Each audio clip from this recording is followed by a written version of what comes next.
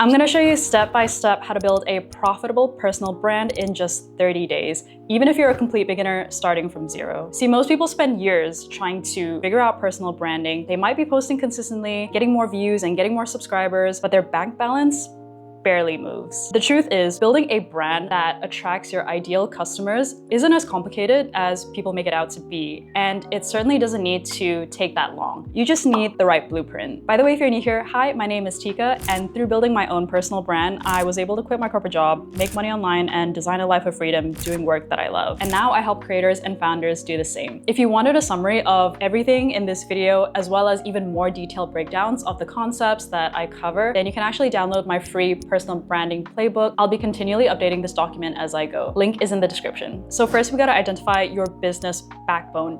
This is gonna be the foundation of everything. What so many creators get wrong is that they don't think about the end goal. They just think like, okay, I wanna make a personal brand, let me just make content and then figure it out as I go. And that is exactly why you see so many creators out there with massive audiences, 100, 200K subscribers who are still struggling to pay rent. So what we want to do is to really think about like, okay, ultimately, where do I want this channel to go? How am I going to make this financially stable? What exactly is the monetization engine behind my channel? Whatever your business ends up being, i.e. this is going to be who you're trying to help, what transformation you're trying to help them achieve, and how you're gonna help them get from point A to point B, that is gonna affect your entire content strategy because you're gonna be making content to help those people. This is probably the biggest mistake that I made with my own channel. So I started posting content on YouTube with just this vague awareness that, yeah, you can make money online through a personal brand and you can monetize your content, but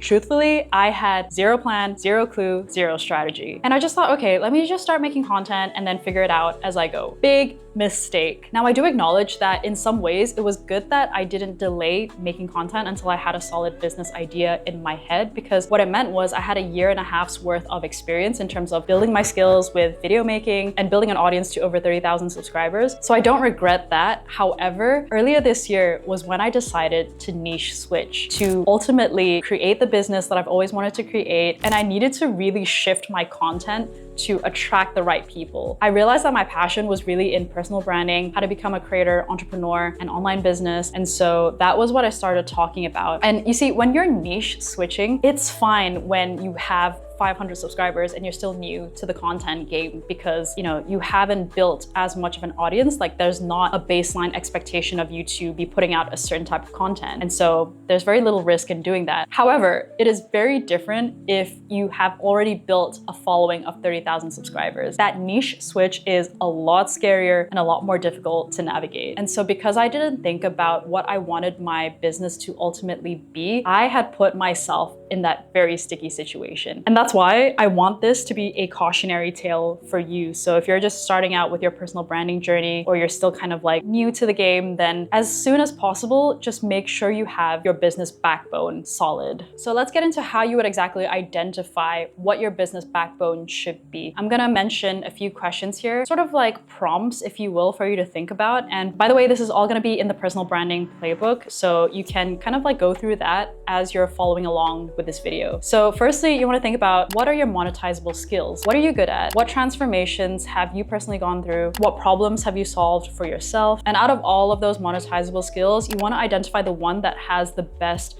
business potential. And I do have something called a clarity filter in the Notion guide. And so you can sort of sift through ideas and rank which ones would have the best business potential. Ultimately, we want to distill your business down into a one-line offer, which is I help who with what problem by offering solution so that they can transformation.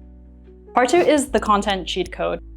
There's really only two parts to this. One is where are you posting? And secondly, what are you posting? So let's break these down. Part 2A is where are you posting? For anyone looking to build a business on social media, this is the exact strategy that you need. And this is something that I like to call the creator CEO stack. So firstly, you need long-form content, short-form content, and newsletter. And the reason why is because each of these has a very specific role in your business. With long-form content, such as YouTube and podcasts, this is essentially how you're going to create that deeper connection and trust with your audience because they're spending so much time with you. And with short-form content, you know, this is your IG Reels, TikTok, LinkedIn, X posts, this increases your surface area for discoverability. And this is how you will attract people into your ecosystem and basically make people aware that you exist. And with newsletters, this is part of your sales funnel. So essentially that mailing list that you collect, you own those contact details. Because the thing is, when you're posting on all these social media platforms like Instagram or YouTube, you don't actually own your audience. And so like if the platform were to go bust tomorrow, then you would completely lose all of your followers, all of your contacts, and your business would just cease to exist. Whereas if you had collected a mailing list, have a newsletter, then you are not at risk of that because you own those email addresses. Think of your mailing list as like the connective tissue between your content and your business backbone, because your content is where you bring people into your ecosystem, and then your mailing list is where you plug in all of your offers and let people know of what you're selling. That is exactly how you convert viewers into paying clients. Daniel Priestley, who is this Australian entrepreneur, wildly successful and who has written a whole bunch of best-selling books, he coined this term called the 7-11-4 rule. And it basically explains how people go from being strangers to buyers. People need about 7 hours of meaningful interaction with you, 11 separate touch points, and to see you in 4 different places, so 4 different contexts. So let's say someone watches you on YouTube, they're also subscribed to your mailing list and reading your newsletter articles, they've seen you on a podcast somewhere, and they've also consumed your Instagram reels, then all of those hours, all of those touch points, they all stack up. That is exactly how you go from being just another creator to someone they know, like, and trust, enough to buy from you. Now, there are a ton of social media platforms that you can choose from, but as someone who is a solopreneur, and if you don't have a big team, you know, it's not feasible to be posting on every single one without going insane anyway. And so you want to be strategic about which platform you're choosing to post content on. Your primary consideration as a business owner should be, where does your target avatar naturally hang out already in the online space? Where does your ICP like to consume their content? And then that is the platform that you should be prioritizing. For long form, this is my genuine belief, and this is also something that I've heard time and time again from other successful entrepreneurs, is that as a business owner, you definitely want to be posting on YouTube. And the reason is because there is no other platform out there that will allow you to build that deep level of connection and trust with your audience. That's because when people click on your YouTube video, they have an intent to spend time with you. And it can be as long as 10, 20, 30 minutes, sometimes even like an hour plus. With IG Reels, they're only really spending 30 to 60 seconds with you per video, and that's not nearly enough for you to build that same level of connection that YouTube can. So to go back to Daniel Priestley's 7-11-4 rule, you need about 7 hours of contact time in order to build enough trust for that audience member to buy from you. Let's say you only posted Instagram Reels, and let's assume that each reel is like 60 seconds long. Then in order to stack up to that 7 hours contact time, you would need to post 420 reels before that person trusts you enough to buy from you. Whereas with YouTube, let's assume that one video is like 20 minutes long, then they'd only need to consume 21 videos from you in order to build that same level of trust. Just the ROI in terms of the connection you build versus like how much time and effort you have to input into making YouTube videos is so much more compared to other platforms. The other massive advantage with YouTube is that it's basically the O-blood of social media. Everyone from every sort of like category or niche or demographic is hanging out on YouTube, whereas with other platforms, they tend to be more biased or lean more towards a specific demographic. So for example, with TikTok, you know, that's more targeting the Gen Z, younger generation. And then with LinkedIn, it's obviously targeting more like business professionals and businesses. If you're really struggling with this, I do have a ChatGPT prompt inside the personal branding playbook, which link is in the description below. And basically I'm gonna read it out here. So you're telling it, hey, I'm a creator wanting to start my own business on the back end of my social media channel. This is my business idea, and just plug in the details of your business. And I'm trying to help, you know, this demographic or this target avatar to achieve this transformation. And then based on where people in my niche like to hang out and consume content in the online space, give a detailed recommendation of which platforms I should be posting content in and give an explanation as to why. So in part 2B, we're going to be answering the question, what are you posting? Here, I wanted to introduce a concept called steal like an artist. Basically, the way that we learn is through copying others that have done it before us, looking at examples of successful people that have done the thing that we want to do and just like observing, how are they doing it and learning from what they're doing. So what this looks like in a practical sense is you want to do a bit of market research in your niche and in your space. So see what successful creators are within your niche and see what topics they're talking about, which videos are doing well and really resonating with people, how are they exactly making their content, and just like do a deep dive study into at least maybe like 5 or 6 creators to then like gain some inspiration for what sort of content you should be making as well. And the thing is, I don't want you guys to get this twisted. It's not copying. We don't want to copy people like word for word and completely like steal the exact title, thumbnail, and video content. What I recommend people to do, and the way that you want to think about it, is you want to sort of like take those video topics or those video titles and treat them as like an essay prompt. So what I tend to do is like, I'll see a video concept that does really well, use that title as an essay prompt. I don't even click on their video. I don't watch it because I don't want to be influenced by the points that they're making. I want it to be uniquely my own. And so I will just like flesh out the entire script based on that one-liner. And that's where I'll weave in, my specific examples, my unique perspective on the topic. And that is essentially how you steal like an artist instead of being like a copycat. And by the way, you don't want to be copying videos that did well like 5 years ago. You want to make sure it's as relevant as possible to today. So ideally, you want to be looking at videos that have popped off in the last 6 months or that have been released more recently. And then that's how you know that this topic is in demand or people are interested in searching for this information. Even with aesthetics and thumbnails, I would say it really pays to also steal like an artist and to really study like how are people doing their thumbnail styles in your niche. And the reason is because like people have an expectation already based on what your thumbnail looks like, and your thumbnail and the aesthetic will attract a certain type of audience to you. So let's take a random example. Let's say you are a female fitness influencer who also does like, more lifestyle, healthy girl, it girl lifestyle vlogs. You'll notice that female influencers will have a very specific style when it comes to their thumbnail. So it's more like brighter colors, maybe more like softer pastel colors, more pinks, more beiges. And they tend to have a lot of like collage style thumbnails. And often,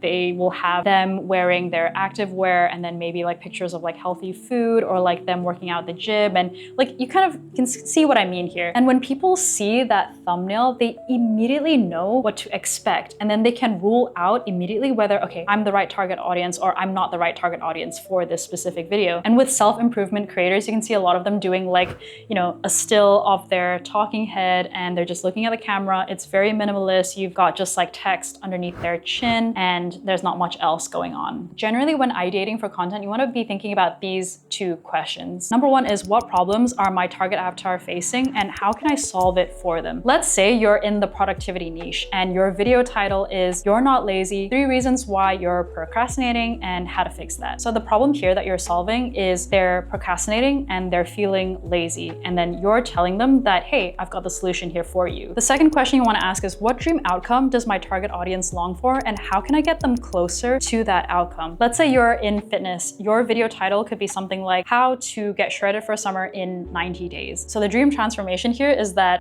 they want to be shredded. They want to look good for summer. And then you're telling them, hey, I can help you get there. If you're in the business niche, a video topic could be something like 3 easy steps to earning your first 10K month as a solopreneur. And so the dream transformation or dream outcome here that you're helping them with is earning their first $10,000 month. So now the final part is we want to figure out, how do you actually get people to care about what you're selling? How are you going to stand out in your niche so that you then become the obvious choice for someone to buy from you? That's exactly where your secret sauce is going to come in. And I'm going to take you through 3 very simple but very powerful prompts to help you uncover that. So first prompt is, what are your values and beliefs? So for example, with me, one of my beliefs that I talk about a lot on my channel is that I don't think a corporate job is the vehicle to achieving financial freedom. For that, you need to really build something of your own that you can then infinitely scale. And the reason is because your income as an employee is capped at whatever your company or employer thinks that you're worth. Whereas with an online business, your earning potential potential is essentially limitless. Another thing I like to talk about a lot is that you shouldn't waste time on penny pinching your way into financial freedom, like just focusing on the saving and budgeting aspect of money. But you should rather just like use that time and that bandwidth to learn the skills of how to make more money, how to generate your own income, because that is ultimately what is going to get you to financial freedom. In fact, I have a whole Notion page on this where I list out all of my values and my beliefs, and it's a really powerful reminder for anchoring my content, and I would highly recommend for you guys to do this too. Prompt number 2 is, what is your overarching story? What is the main reason for why your brand exists? What was the painful problem that you experienced and that you had to figure out how to solve in order to make your life better? What was the journey that you went through to get to where you are now? So my overarching story and the reason for why my channel exists is that I was one of those people that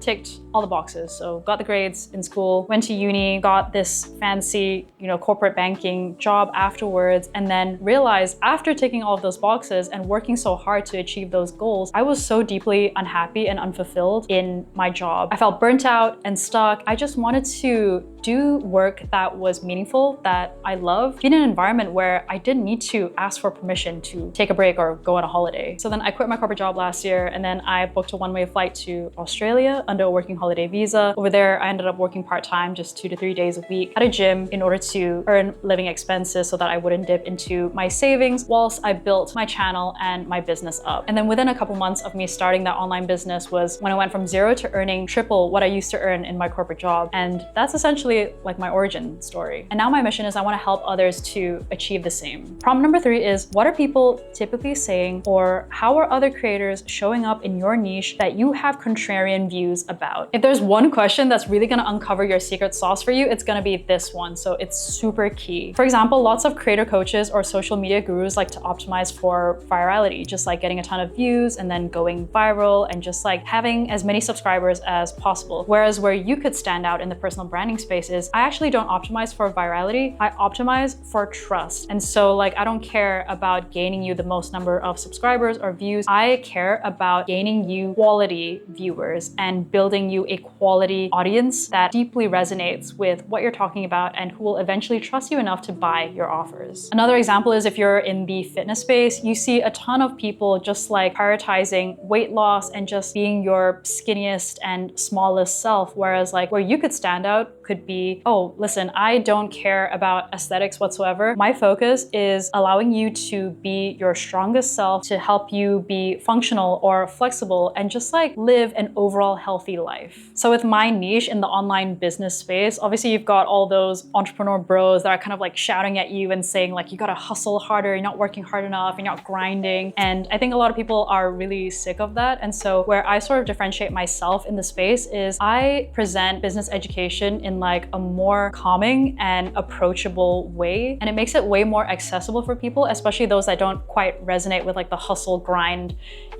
bro culture. Kind of like where comfort creator meets business education. So I hope that helped you guys trying to build a personal brand. And like I mentioned, I do have the personal branding playbook that you can grab in the description below to walk you through all of that and basically like fleshes out everything that I mentioned in this video. Okay guys, take care and see you in the next video.